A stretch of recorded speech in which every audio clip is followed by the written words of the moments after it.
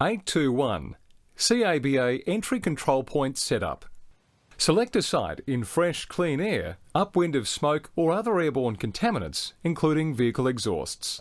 It must be within the direct line of sight of the building or incident entry point for CABA operators, and convenient to them when passing in and out of the incident area. Ensure the site is in a safe location outside the collapse zone of the building and free of hazards to CABA operators. The site must be clear of water runoff or other contamination from the incident scene, including any water from decontamination. Wherever possible, the site should be sheltered from the weather. The Entry Control Officer, or ECO, prepares breathing apparatus Stage 1 Entry Control Board as per CFS Fireground Practice 822. The ECO marshals crews entering the incident scene, ensuring that the crews making entry are clearest to their brief from the OIC. The ECO collects the CABA set tallies and visually checks personal protective clothing and CABA sets to ensure CABA operators are dressed to the required standards. The ECO gives priority attention to entering crews with the exception of an injured or distressed firefighter. The ECO makes provision for the drawing of a map and recording the details of the incident using a board, wall, paper or another surface suitable for map drawing.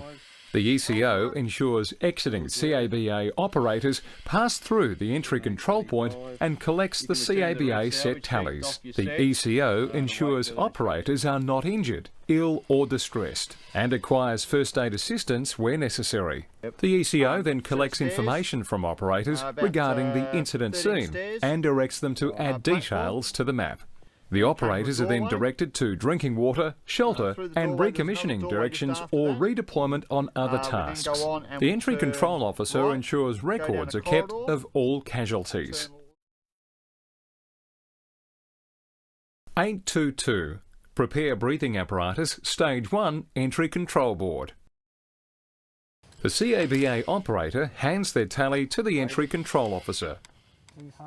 As an Entry Control Officer, fill in the operator's name, the cylinder pressure and the time they enter the building.